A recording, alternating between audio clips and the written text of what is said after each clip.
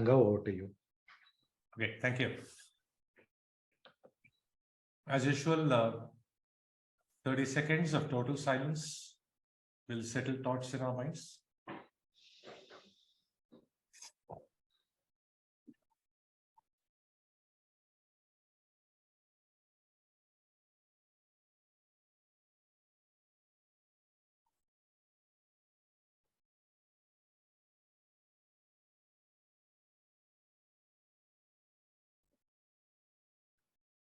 Om Shri Guru Bhyo Namaha Hari Om Sahana Vavatu Sahanau Bhunaktu Sahaviryam Karavavahai Tejasvinavati Tamastu Ma Vidvishavahai.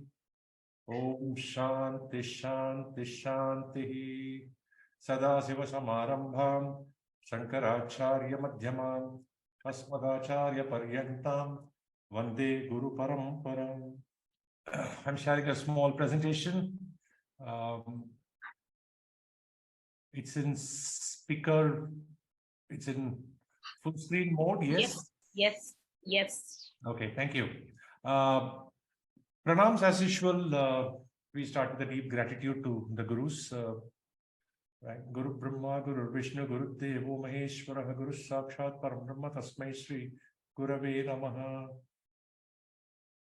Thank you. So we get going into this session. I have titled the session as, so what did I do? I think I stopped the share instead of... Stop the share, yes. Okay. Now it's fine? Yes, back in full screen. In full screen? Yes. Okay, thank you. So let's get going. I have titled this session as Sankalpa Siddhi. Right. And today, enlightenment, manifestation, they're all, believe me, it's a multi-billion-dollar industry. There are Facebook groups that say you join this group by paying, $99.99, and in 3 days you will reach enlightenment. Otherwise, money back guarantee. I mean, there are sites which sell plastic small plants and they call it Bodhi tree and Feng Shui, and you keep it in your house, you will get enlightened, right? See, what might possibly happen is you buy such a small plastic plant, paying a big money, and come home. Maybe your spouse will give you a tight slap and you forget enlightenment, you'll get moksha. Right? So I think today everybody is talking about a lot of these things. Okay, there are people who are selling artifacts, calling it enlightenment artifacts, and so I would like to break some myths today and talk about what I have understood from scriptures. Okay, on this entire gamut of manifestation. Okay, just a quick check. I hope I'm audible and I'm visible too. Yes, Ranga. Okay, one more person to check. Anybody else to validate? Yes, Ranga. Yes, Ranga. We can hear you. All right. Thank you very much. Ranga. Thanks a ton. Yeah. If you don't know where we are, a map won't help. You would have seen this in the group, right? I have a beautiful map, well laid out, but I don't know my location, hence I cannot move. The second, if I don't know where I'm going, I think any road is okay, right? Now, I think in this entire journey, there are people who ask me, Ranga, where do I start? What do I do? Right? Unfortunately, still we have many people who look for prescriptions, right?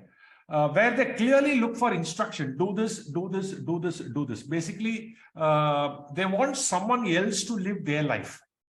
Okay.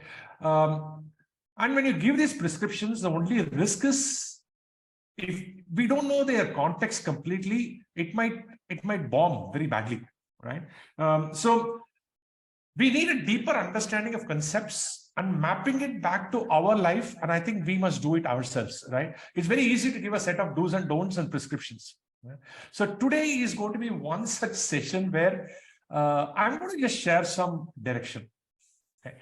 You may call it prescription, you may not, but I just wanted to share this with you. Why this session today? A new year is around the corner, right? And everybody talks about New Year resolution, right? I mean, a very popular thing is New Year resolution, and many of the resolutions which are taken on January 1st, they stay till February 1st, same year, okay? Not next year, same year. Why am I saying many of these resolutions, and why am I leaving out some resolutions? Because the left out resolutions get closed even before February 1st, right? And I think a guy who took a resolution that he will not make a resolution, he would not keep that also. Right? I think we are all on a journey, so I thought December last week is possibly a good time to speak about this. Goals are personal, professional. For example, I want to take a holiday in Hawaii. Personal goal, I want to buy this jewelry for my spouse, or I want to buy a house. They're all personal goals. I want to become the CEO of a company, professional goal, or I want to start my own business in the next 10 years, professional goal. So we all have some personal and professional goals. I think in this context, it's important we also have some spiritual goals, right? In fact, I got exposed to this great idea when I saw my uncle many years ago writing a spiritual will. Okay, it's not a financial will, it's a spiritual will. What should we do with his body after he's dead? What all should we do? How does he expect certain things to happen after he leaves the planet? So it was a very interesting thought process that made me understand that there is a definite need to look at spiritual goals in series. The word goal itself is a westernized word. It's a Western introduction. In our scriptures, we normally don't use this word. We use the word called Sankalpa, right? Sankalpa is basically an intention, right? I'm slowly coming a little slower here. An intention, as human beings, we are the only species who have free will, right? And using the free will, we can desire. Right? To desire is not wrong. To desire is not a sin. To have expectations is not a sin, right?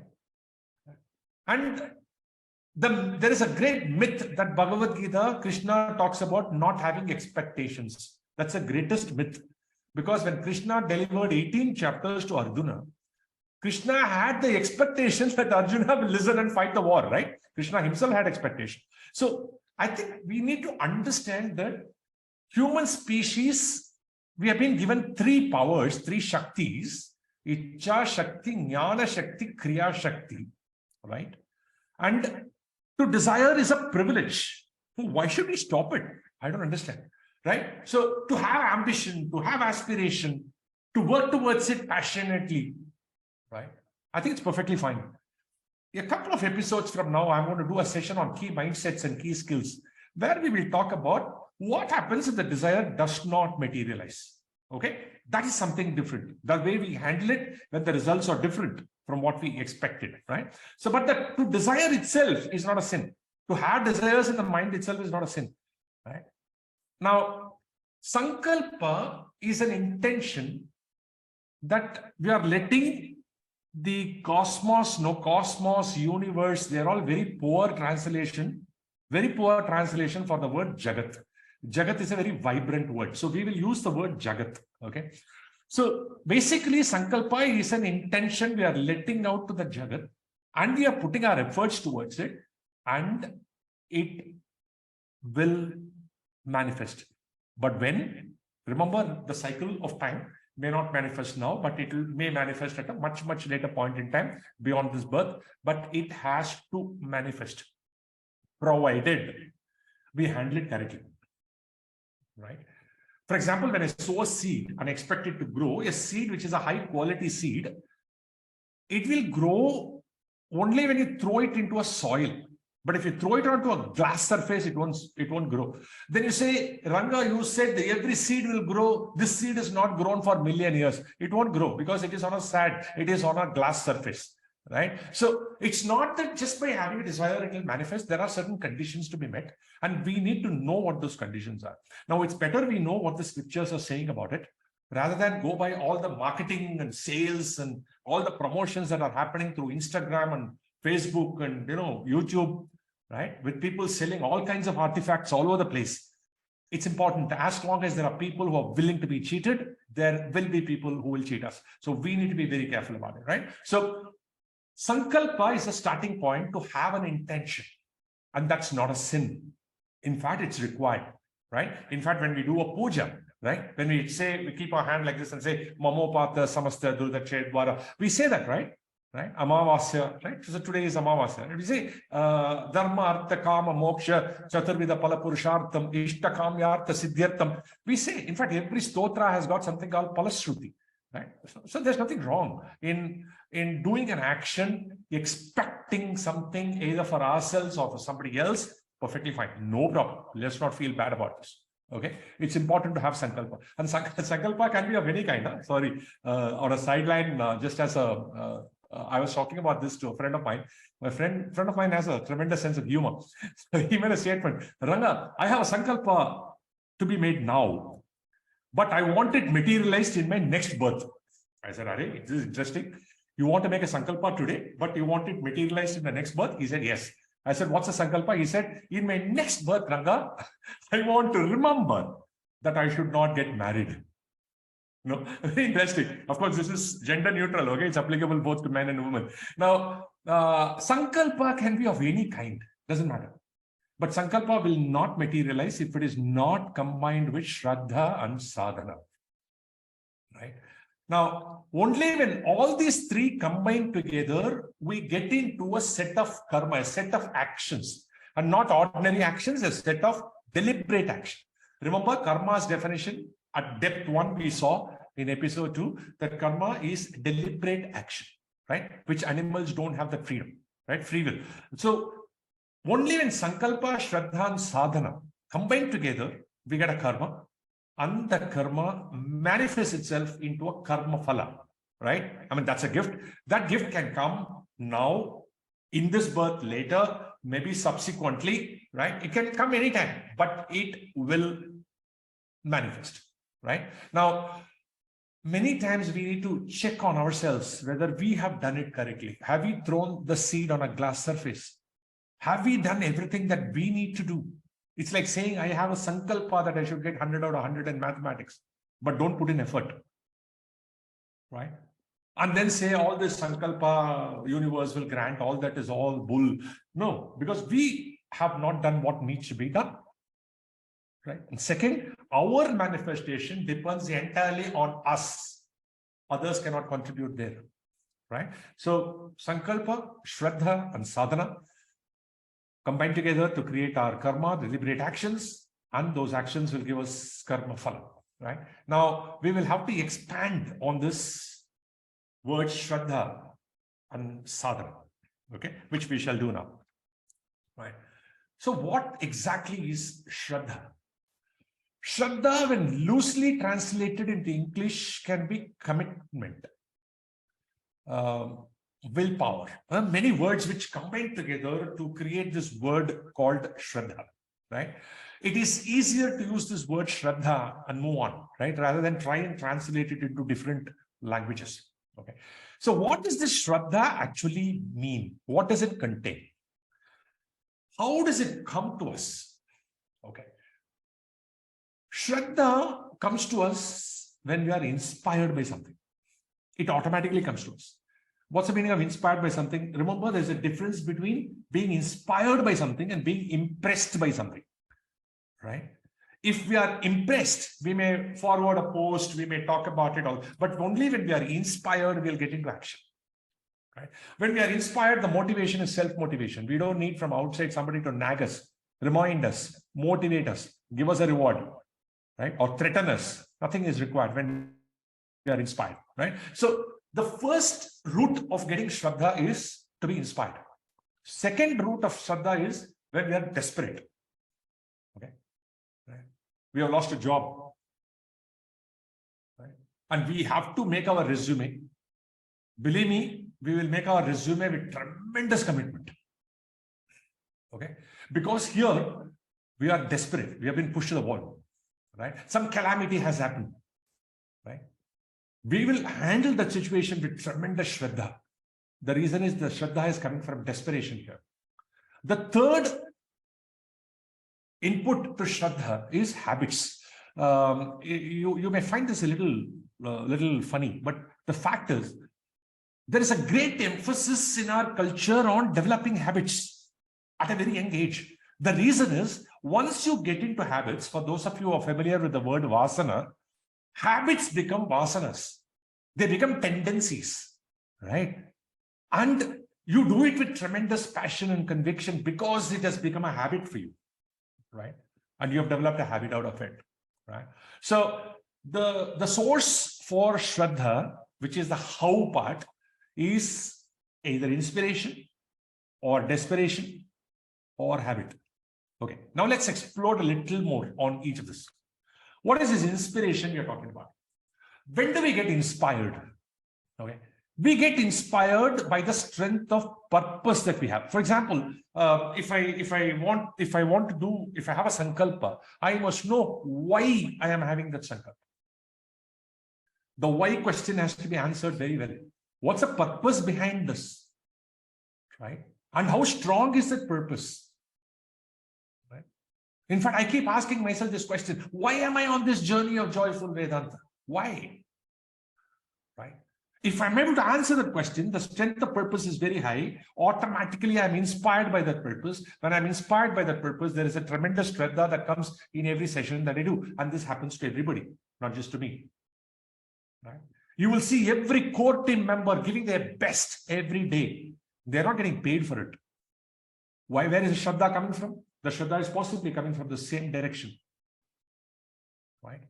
So the strength of purpose has to be strong, really strong sense of purpose, and that will create inspiration, and that will create shraddha.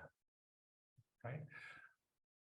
Now, I remember there was an international medical conference, and in that international medical conference, Dr. Abdul Kalam was the chief guest, and I was a keynote speaker.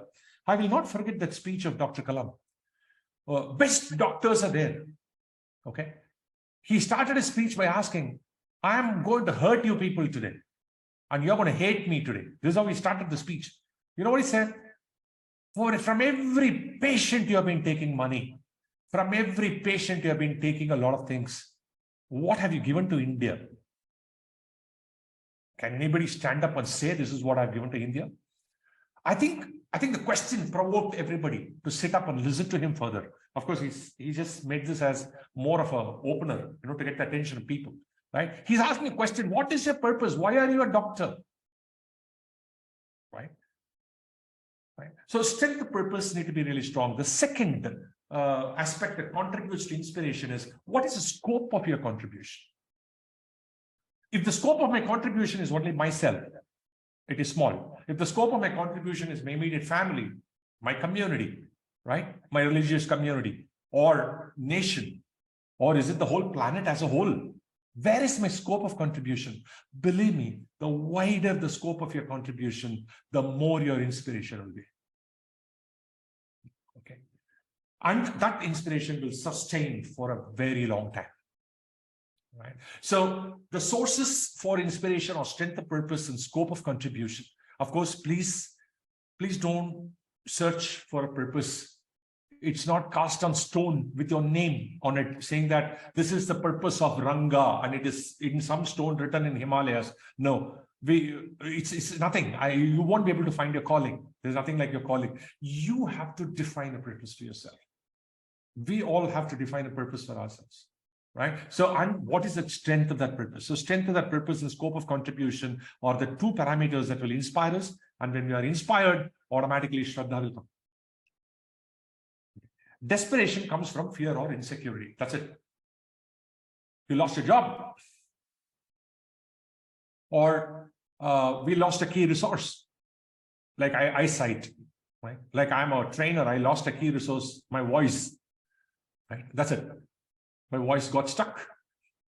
My career ends abruptly, right? So when we are stuck by fear, any kind of a fear or insecurity, desperation sets in automatically. We don't have to do much because it is Ishvara's order. Remember the order that we talked about? This is part of the psychological order. I hope you remember. We talked about physical order, physiological order, psychological order, emotional order. You remember? So this is part of the psychological order. The psychological order is when an emotion like fear sets in. we get desperate. That's it. And the moment we get desperate, what needs to be done? We show tremendous Shraddha towards it. The third channel for Shraddha is habit, right? And when you form something as habit, Shraddha will come in because you do it more mechanically. And these habits over a period of time become your vasanas and get carried in your Sukshma Sharira. So next birth, when you're born, those vasanas also come, those tendencies also come in along, right? So I think when we develop good habits, it creates good vasanas, right? And when it creates good vasanas, I think it carries. Right? And that will in turn create a lot of Shraddha, right? So we have expanded on Shraddha. Let's expand on sadhana. Remember, Sankalpa need to be powered, okay, with Shraddha and sadhana, right? Why am I using the word powered? Ordinary Sankalpa does not materialize. It's only the charged Sankalpa materializes. Charged means what? It's like charging your mobile phone, right? Full charge, it performs excellently well. Low charge, it does not perform well, right? So your Sankalpa needs to be charged, right? How is that charged? That's charged by sadhana, okay? It's powered by sadhana. So what are the elements of sadhana? First element is repetition, right? When you repeat something again and again, right? That creates the power, whether it is positive or negative. For example, if somebody, for example, gives you an advice, right? Like we have seen this repeatedly at homes, right? Your parent tells a child, right? Fold the bed sheet. You told it the first time. The child has not done. Within 2 minutes, you say, fold the bed sheet. You have repeated it. And every 2-3 minutes, you say, fold the bed sheet, fold the bed sheet. After 5 minutes, the repetition has got, you have done the sadhana and it has got power, and the power is working negatively. And the child will say, never in my life I will fold the bed sheet, get lost. Right? So effectively, repetition can be both positive and have a negative effect. This depends, but repetition charges the thought. Right? That's the first way to charge a thought, is repeat. Right? Second, the repetition or the sadhana has to happen in a conducive climate. Okay. What do we mean by conducive climate? If you are, say, doing a japa, the conducive climate is, say, a silent climate, right? Not very noisy climate, right? So the effect of your sadhana is higher if you choose a conducive climate, right? In a non-conducive climate, you may have to do a lot more to get the same effect. Okay, that's the second element of sadhana. The third element of sadhana is total focus, right? In fact, it's very interesting. You must have remembered in Sharira Trayam, we saw that even though we say karmendriyam, jnanendriyam, we say sense objects, right? Sense organ, it is not part of Stula Sharira, it is part of Sukshma Sharira. It is energy. It's a golakas that is part of Stula Sharira. So it is the mind that drives everything. So which means, I'm sure you must have yourself done it, or you must have heard people say, don't give me a blank look. Blank look means what? You're seeing, but you're not looking.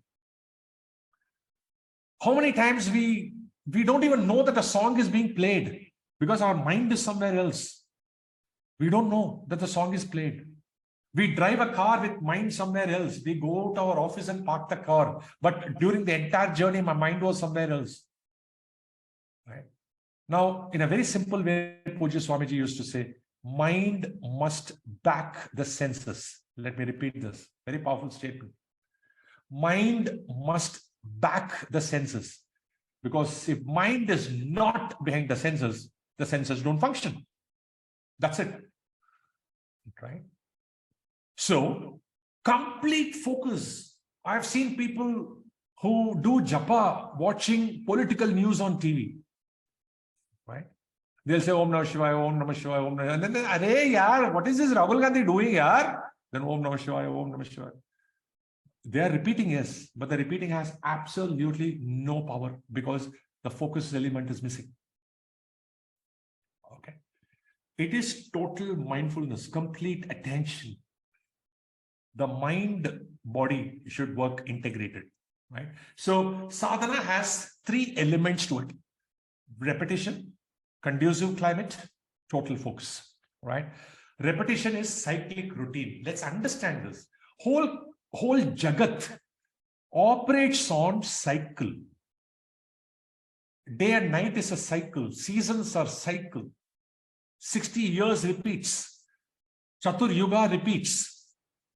It's periodic, which means, suppose I repeat something every day, I have to repeat it in a 24-hour cycle. That's called everyday repetition, right?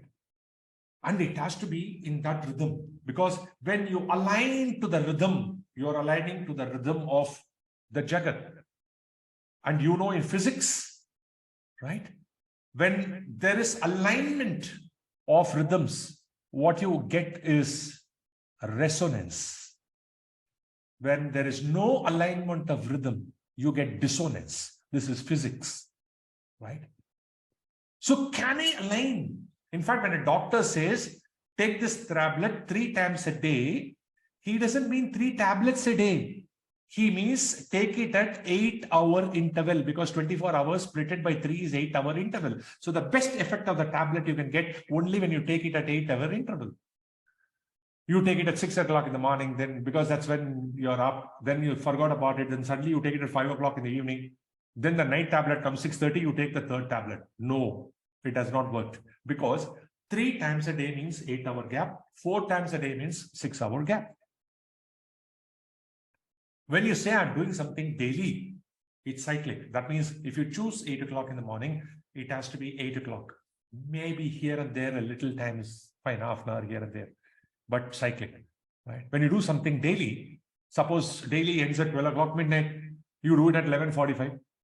Then 12 o'clock midnight, next day starts. Suppose you do it at 12:15. Is it connected as 2 days? Yeah, chronologically, yes. But otherwise, it doesn't have an effect, because repetition itself means cyclic routine. Let's understand this well, right? Second element of repetition is how many times you're doing it. The more the number of times, the more it is charged. The less the number of times, the less it is charged. When I say it is charged, I'm talking about the Sankalpa. Right? Sankalpa has to be charged the number of times, right? That's why when they say, when people tell you that, you know, you do Gayatri Japa, you do Sandhya Vandanam, it's specific times, right? And specific number of iterations, right? It's not any time. I was just talking to somebody. He said, Ranga, I'm so busy. I wake up at 3:30 in the morning and then I do 3 Sandhya Vandanams, one after the other, and finish it off. This won't produce anything for that person, even though he has been doing it for years together. It's like throwing a seed on a glass surface. Nothing will manifest. Right? So it's cyclic routine, and it is number of times. And the third one, the mode, right? For example, you repeat say a mantra or an affirmation. It can even be an affirmation. You say it loudly. It's easy. Try this. Anything, you choose anything, whatever you want. You can choose your pet's name, okay? Or you can choose, say, Om Namah Shivaya, or you can choose a word that doesn't have any meaning at all. Ogambo, whatever. Repeat it and see. When you say it loudly, Om Namah Shivaya, Om Namah Shivaya, Om Namah Shivaya, it's easy. But try to say it silently with your lips only moving. You will find it's more difficult. Now, close your mouth. Try saying it with only your tongue moving. It's more difficult. Don't even move your tongue. Try to say it in your throat. It's more difficult. Say it in your heart. More difficult. Say it in your navel. Most difficult.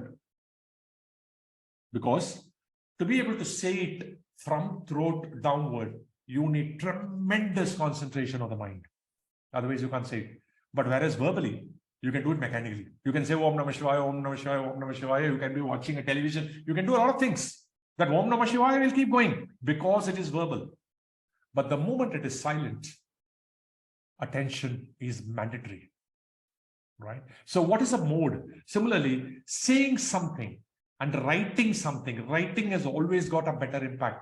When we are children, our parents always told us, write your lesson. Writing it once is equivalent to saying it 100 times. Why? Because when you hold a pen and write, it's a direct nervous signal connection to the brain. That's why when people did something wrong, they used to give an imposition. I won't do it again. I won't do it again. I won't do it again. They made the student write because it's a direct programming into the brain.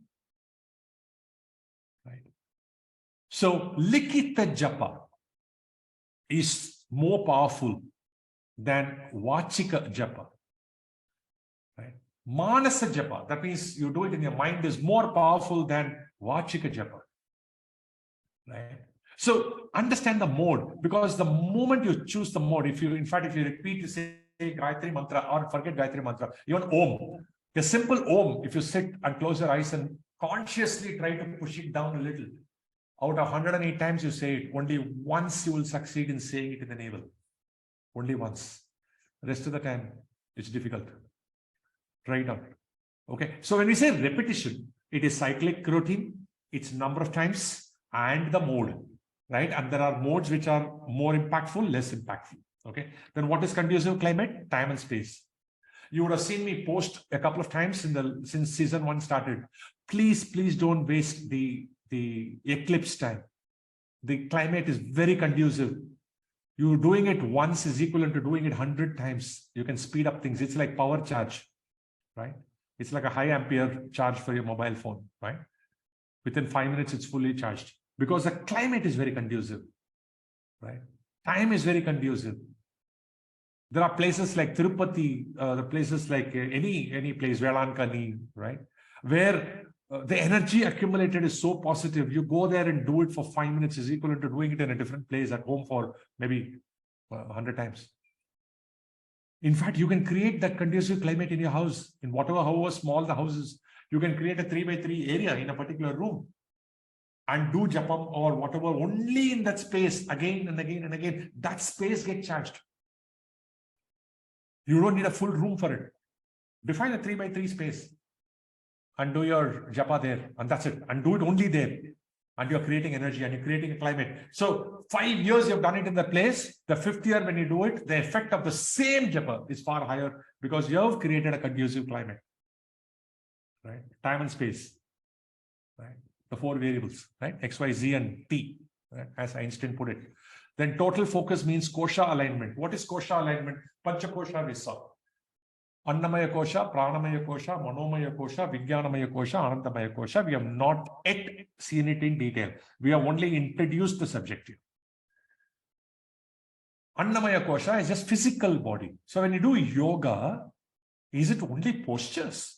No. Postures is only physical. It's only Annamaya kosha, right? Any other, exercise will only focus on bodily movement. No. In yoga, they practice on body movement and breathing alignment. Surya Namaskar has clear breathing alignment for every pose, right? So Pranamaya kosha is aligned with Annamaya kosha. And people who do exercise, they're always told, please have a smile on your face when you do that exercise. In fact, I remember one of the gym coaches saying, please enjoy the pain. He'll say that. When you lift weights, yeah, it's painful, but enjoy the pain. What's the meaning of enjoy the pain? Align Manomaya kosha to it. Start feeling good about it. Right? So when we say total focus, it is kosha alignment we're talking about. It's not mechanically rolling the beads in your hand. No, that doesn't produce anything. You would have rolled it 5 cycles. Nothing has happened. Are your koshas aligned? Are you concentrating on breathing? In fact, Sadhguru has a beautiful meditation. He says, I am not my body. I am not my mind. You know how he will teach you? He'll say, inhale while saying this, exhale while saying that. Right? I'll just do it for a couple of times and show you. Okay? I am not my body. I am not my mind. I am not my body. I am not my mind. And I am now verbally saying it so that you can hear. Do it in throat. Then breathing is delinked. And when you align it and do it, you have to have concentration. Otherwise, you won't be able to do it. Right? And on top of that, aligning the emotion, feeling good. Right? And of course, aligning Vijnanamaya Kosha and Anandamaya Kosha is ultimate for sadhus and people like Veda Vyasa. Right? We will see it. We will definitely see it in the next couple of episodes. How they are able to hear Vedas. Right? Right? Paurshaya and Apaurshaya, if you remember architecture of scriptures that we spoke about. Why we are not able to hear? Right? Because the alignment of Panchakoshas is what is called as total focus. And total focus is very difficult to give. Right? So sadhana is not blind repetition. It will produce nothing. Right? It has to be cyclic in terms of time. If you practice something daily, it has to be 24-hour cycle. If you practice something twice daily, it should be 12-hour cycle. If you practice something weekly, it's not Monday of one week and Friday of next week. No. If you choose a day, it has to be the same because a weekly cycle is weekly cycle. Right? If you choose something monthly, it has to be 5th of the month. It has to be 5th of the month. Right? That's why our calendar is far more precise because Western calendar is solar based. Whereas our calendar has taken into consideration moon and it's a lunar cycle. Every 15 days, the cycle changes. Right? Yeah. Now, this is sadhana. We also saw, that your sankalpa must be combined with shraddha and sadhana. And then the actions have to emanate from there. Right? Now let's focus a little more on the sankalpa domains.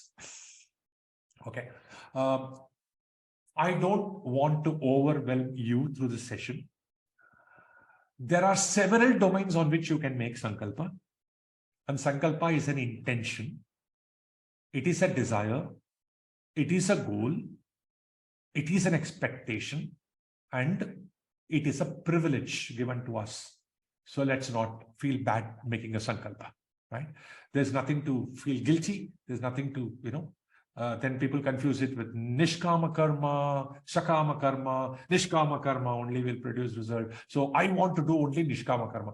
I want to do only nishkama karma is itself karma, is itself a desire only. Right? So watch out. There's nothing wrong. Let's remove all guilt associated to any kind of a sankalpa. Right? Now, there are many, many domains for this session. Just to introduce you, I've chosen just 7 domains. Right? 7 is a magical number. Human memory can remember 7 things at a time, not more.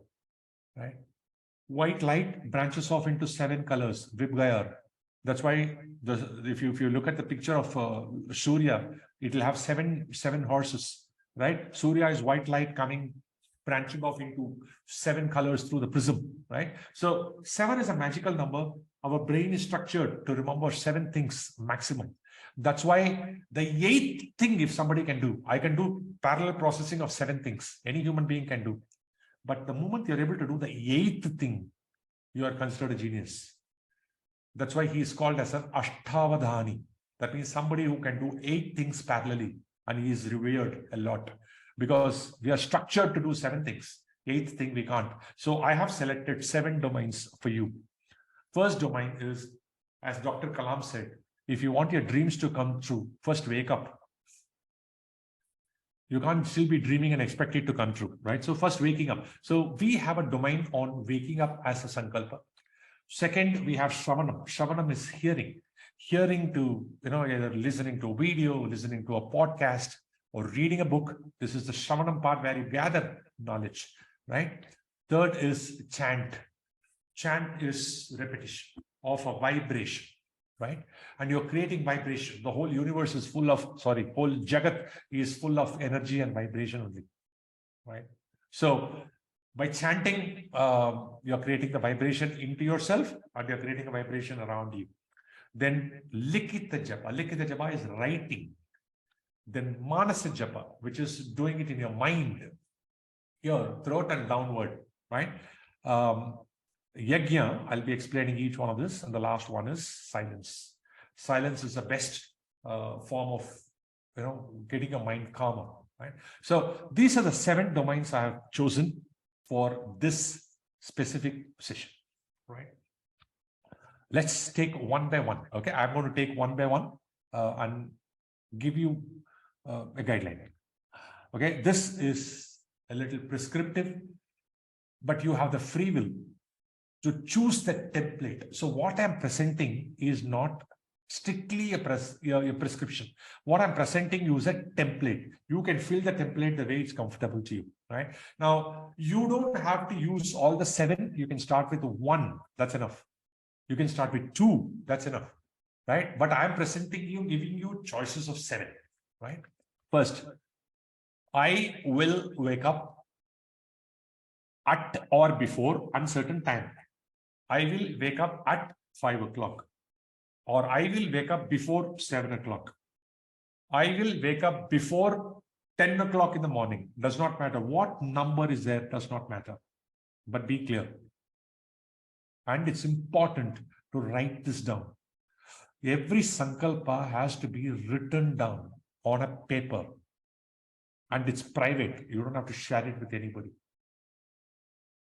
Right? So I will wake up at or before time and a periodicity. Means what? I will wake up at 5 o'clock one day in a month. That's okay. Perfectly acceptable. I will wake up before noon every day. That's also okay. But all I'm saying is be clear, right? And stick to it. Because what you're practicing now, it's a very powerful statement I'm making, okay? Please listen to it carefully. I'll say it 3 times. What you're practicing now is how to practice. What we are practicing now is how to practice. Okay? You're doing a sadhana for doing sadhana, right? So that's what is the recommendation, right? So I will wake up before 12 o'clock every day. Write it down. Don't feel bad about it. Don't show it to anybody. Stick to it. You know what you've done? It's not that you're woken up early, but you've got into that cycle. You're learning how to put things in a cycle, right? The key word is will. You see an arrow there. It's not about I will try, You're committing. Sankalpa is certain. I will, right? And I will do it. So I will wake up at before time. So what I've given you is not a prescription. I am not telling you you should wake up at 5 o'clock. I am not making you a Robin Sharma 5 a.m. club member. I am not telling you have to wake up at Brahma Muhurtam, which is 3:30 to 3:40. I am not saying anything. I am only saying this is a template. Fill it up and stick to it and practice. So you're effectively practicing to practice, right? So this is the first one. Second, Shravanam. Shravanam is what you hear. And when we hear first time, it's only information. Nothing goes in, only information. And you have to process that information to convert it to knowledge. And that can happen with discussion with people. That can happen with more related specific videos that you watch in the internet, specific books that you read. Information gets converted to knowledge. We will see later how knowledge can be converted to wisdom, right? So Shravanam. Shravanam is reading or listening. So I will read, listen. Any scripture, or you can use the word scripture itself. You can say, I will read for 5 minutes, periodicity every day. Or you can say, I will read 10 pages every 3 days. Or you will say, I will read 1 page every week. Private. You don't need to share with anybody. You don't need to feel bad about it. You don't need to feel good about it, right? But if you say something like, I am so impressed, I will read 100 pages every day, twice. And that's it. You will do it once and then you're gone. You won't be able to do anything else. Okay. And if you manage to do it for a week, your wife will tell you possibly that you have not taken a bath. Right. So I think, see, we need to start somewhere and start small, but stick to it. Practice to practice. Get the sadhana to do sadhana. Right. I will read. Again, the key word is will. Third domain is chant. Chant what? I will chant. a shloka or a stotra a number of times. Suppose if it's say a Vishnu Sahasranama, then maybe once. Or if it is just a Om, you can just chant maybe 64 times, right? In general, chanting is suggested that it is to be 2 to the power. So minimum 16, right? So 16, 32, 64, 128, 256. That's how it goes, 2 to the power, right? Of course, there are some special chants which are odd number, like Ganesha, you say do it 11 times and so on. But that's details. Ganesha is not going to mind if you do it 16 times, right? He won't give you feedback. You did it 5 times more. No, right? So I will chant whatever you want to chant, shloka, stotra, whatever number of times, and of course periodicity. In every slide, you will see that word periodicity. Periodicity can be every hour. Periodicity can be every day. It can be every week. It can be every month, right? It can be anything, right? Of course, please don't make it every Janma, right? So I'm saying periodicity does not necessarily have to be daily. That's all I'm trying to say. Okay. So I will chant the shloka or stotra number of times, periodicity. Then likita japa. I will do likita japa of. Remember, I have not used the word I will write. I've not said that. I've said I will do likita japa. Right? Of what? Of a devata. We need to understand who a devata is. Devata will understand very soon. I'll give one example, right? Devata is the total power of anything. For example, human being. Let's just take an example. Human being has got the ability to procreate. That means create another human being, right? Okay, can a human being create a dog? No. Can a dog create a human being? No. Can a tree produce a dog? No. Can a dog produce a donkey? No. So the creative ability of every species is limited to only that species. But if you take, say, Brahma, the creator, he can create everything. He can create a tree, he can create a dog, he can create a donkey, he can create you, right?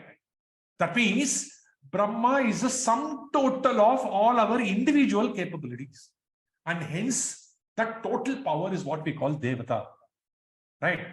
The fire inside your body can do a few things, right? The air inside your body can do a few things. The air inside an animal can do a few things. But what is the total power of air? And that is called as a Devata. And we are given a name to it. Vayu, Varuna, Agni, Brahma. It's just a name to devote something. So I will do Likita Japa of a Devata. Decide which Devata you want to do. Your favorite God. Right? Again, you can do Likita Japa for a certain amount of time, or you can do Likita Japa for a certain number. I will write Om Namah Shivaya 11 times every day. Or I will write Om Namah Shivaya for 3 minutes every day. Doesn't matter. Right? But we have to define it. Right?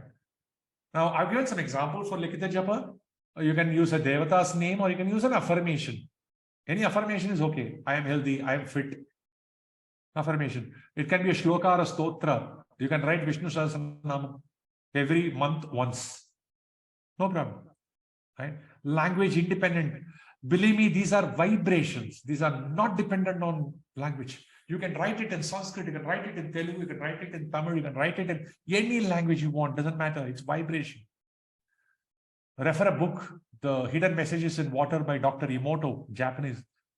He researched and found out that the vibrations are independent of language. Water responds to vibration. Water does not respond to language.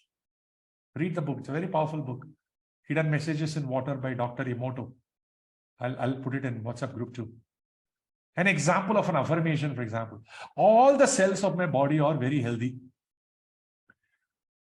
When you say, I am fit, who is that I? But whereas when you break it down to the lowermost element, after all, we are all made up of cells, right? When you say all the cells of my body are very healthy, if you write this certain number of times every day for certain number of days, you have to test it out to see the miracle it produces. I can give you enough examples of people who have cured cancer with this single affirmation. Of course, it depends on when you start. If you start too late, it's too late. But otherwise, yeah. I know people who have 30% cancer in their body. When they wrote this for 3 full months, the next time they went, the cancer cells were reduced to 7%. Because you're attacking the cell. Of course, when you're writing affirmations, there are certain rules to be followed. That is like, you have to follow these rules to get the best out of it. I think last year when I did this session, I think for batch 1 people, I had published a set of guidelines for how do you construct an affirmation. All right. And I think if I remember right, Srividya has Yes, Ranga. made a note of this. Am I right? You prepared a document? Yes, I have prepared. Yeah. So my request is, Srividya, can you make that this alone, the guidelines for how they construct an affirmation? Sure. Only the guidelines, if we make it into PDF and after my review, maybe you could just publish, it will be very useful to people. Sure. Right? There are some guidelines like it should contain odd number of words and it should be in present tense and not in future tense. Like you cannot write an affirmation that says, I will be healthy. Forever you will be healthy. It will always be future only. Right? So the affirmation has to be, I am healthy. So there are clear guidelines which are there in the scriptures, which I have analyzed and I have produced the document. Srividya, can you please do this? Yes, Ranga, I'll do that. Thank you so much, Srividya. Right. So this is just an example for Likita Japa. In fact, I would like to share with all of you a small Likita Japa that I did when pandemic was at its peak. Okay. And there is a Upanishad called Ganapati Atharva Sirsham, right, which runs to about 3 pages in Sanskrit. So I took a sankalpa that I will write it 121 days, once every day, for 121 consecutive days. And this is for the effect of the coronavirus to come down, right? Now, whether it came down because of this or not, but at least it helped me because I sat at a specific point in time, specific place, and I wrote that entire Upanishad for 121 days, and it helped me, right? Something happened to me inside, right? So it can be anything, right? Likita Japa is very powerful. Then Manasa Japa, I will do Manasa Japa of a Devata, again, number of times, minutes, periodicity, right? So if you're a Muruga fan, if you're a Ganesha fan, depends on what resonates with you, right? Pick it up, right? Yajna. So what is Yajna? Yajna means reverential service in very simple terms translated.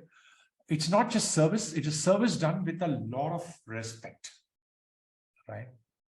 There are people who do service with ego. I will do the service, come on. No, it's a lot of respect is given to the service that you do, right? So yajna means reverential service.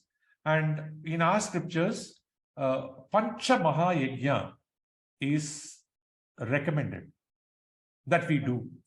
Pancha Maha Yajnas are, remember the podcast I made, Maha does not mean big, Maha means higher order, right? Remember I made a podcast on Maha Lakshmi and Maha Lakshya, right? So Pancha Maha Yajna means Pitru Yajna, Manushya Yajna, Bhuta Yajna, Deva Yajna, and Brahma Yajna.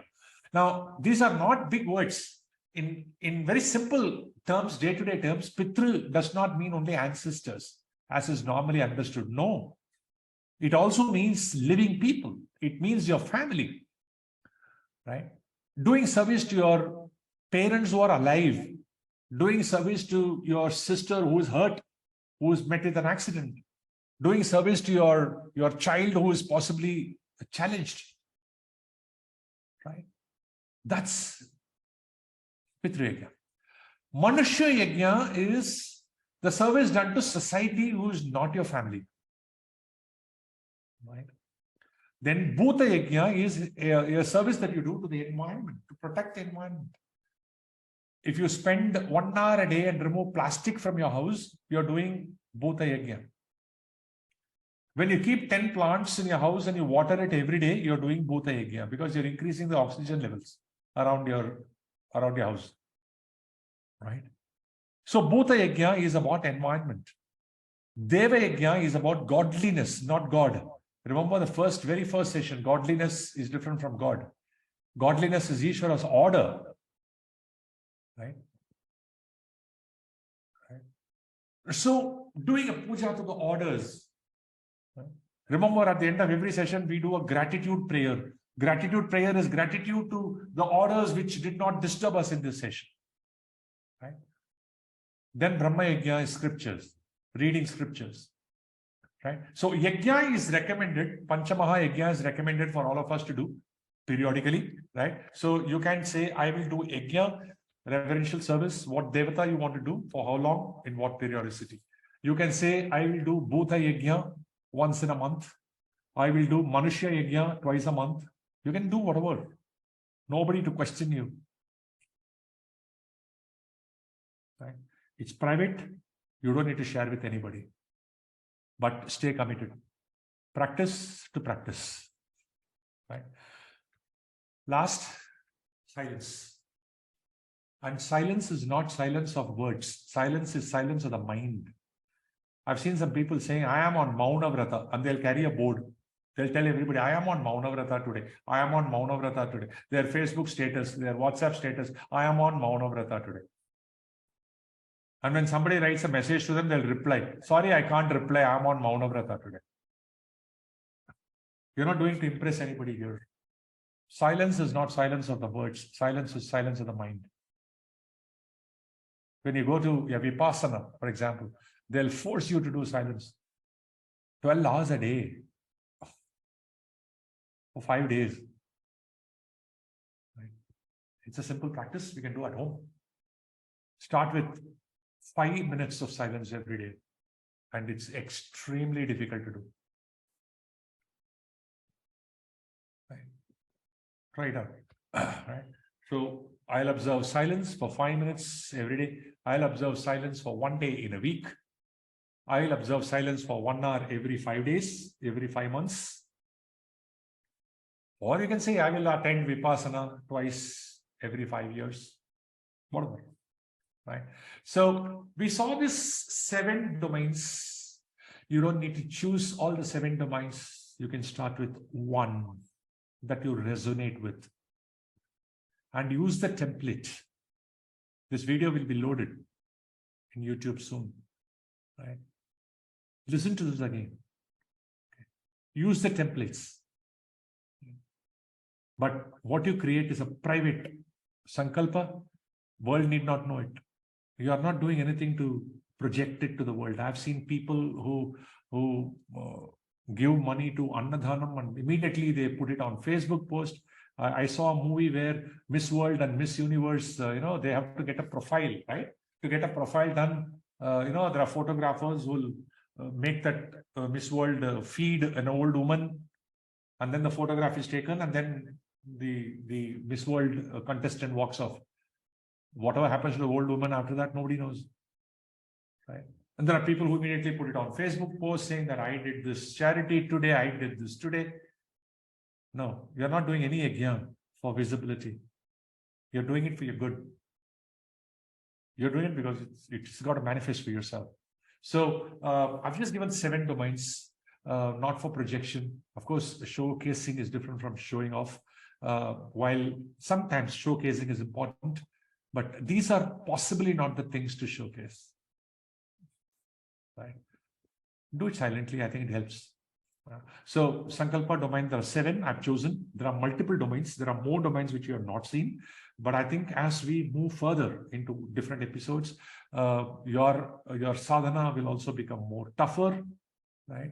And I, as a person, also will become tougher, right? Assuming I am not tough now, I don't know. So this is what we're going to do. How long should I do this? There is a beautiful, if you read a book called Mega Living by Robin Sharma, he will say 20 days. If you read another book by James Clear, he will say 24 days. But our scriptures say 48 days. 48 is mandala. Mandala is 48 unbroken period. Periods can be daily, weekly, monthly, hourly, whatever. But unbroken, that means if you choose to do something daily, that's a periodicity you have defined. then 48 unbroken days. And that cycle of time, 24-hour cycle. Yes, you have a leeway here and there, half an hour, 1 hour. You have some leeway, right? Sunset and sunrise doesn't happen every day at the same time, right? Because it is not strictly cyclic. It's not strictly a circle. It's elliptic, right? In fact, in astronomy, we call it ecliptic, right? There's an angle, right? That's why you're able to see North Pole star on the north, but you're not able to see the South star, right? Because it's below the Earth always. Right? So it's ecliptic, not elliptic alone. So mandala is 48 unbroken period. So you do it for a certain number of days and you break it once. The next day to be counted as day one. Again, try to do it for 48 days. Because when you do it for 48 days, something happens to you. Believe me, something will happen to you when you cross 20 itself. And what happens to you may not be very positive. A lot of hurdles will start coming. Suppose you've taken a sankalpa that you will do something at 8 o'clock every day, morning. After you do it for 20 days peacefully, maybe there's a client call that will be scheduled at 8 o'clock that you can't avoid. Or you went out and you were planning to come back by 7:30. There is a huge traffic jam and you're not able to come home before 9 o'clock. Right? As you cross 20, you will see hurdles increasing. That's what in our stories we say when a saint was doing tapas, Indra disturbed him. What's the meaning of Indra disturbed? Indra is nothing but a cosmic devata, right? So the cosmic forces will align itself to test your willpower. It will. You may fall sick. You may be having a fever.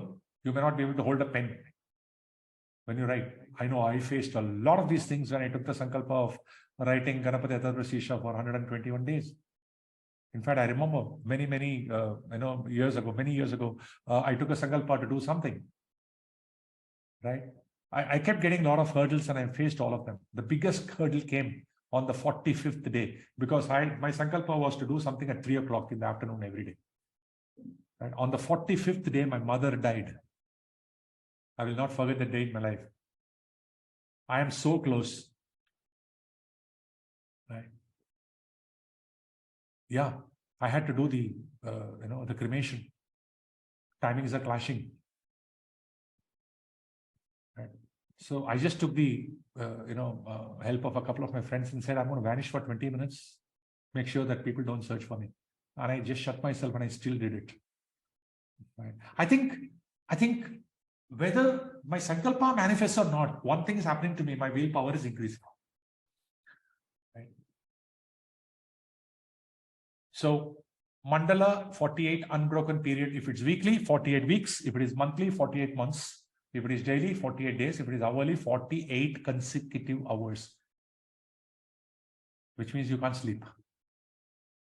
Right? It is 48 consecutive hours. Right? So, of course, you have to track it. I track my sankalpas using an Excel sheet and I meticulously write down so that it gives me an idea as to where I stand. So if you don't know where you are, a map won't help. If you don't know where you're going, any road is okay. Right? So with this, I would like to close my session. I would like to stop my share. On a lighter note, please don't fall for this. You will get enlightened in 3 days. Pay me $10, $20. Don't fall for those things. And if you truly have a lot of money to waste like this, please give it to Joyful Vedanta. We'll put it to better use. Right? So we, it's amazing when I see some Facebook posts and some Instagram posts. I get psyched, right? So thank you very much for listening to me. And let's close with a gratitude prayer. Gratitude to Ishvara for a lot of things. Gratitude for technology. Gratitude for passion with which you people attended this session, asked questions. Thank you. 30 seconds of gratitude prayer, please.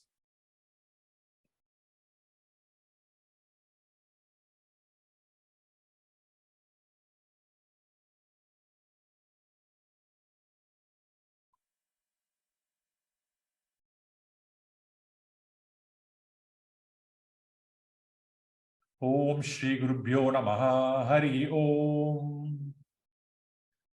Om Purnamadah Purnamidam Purnat Purnamudachyate Purnasya Purnamadaya Purnamevavasishyate. Om Shanti Shanti Shantihi. Hari Om Shri Gurubhyo Namaha. Hari Om.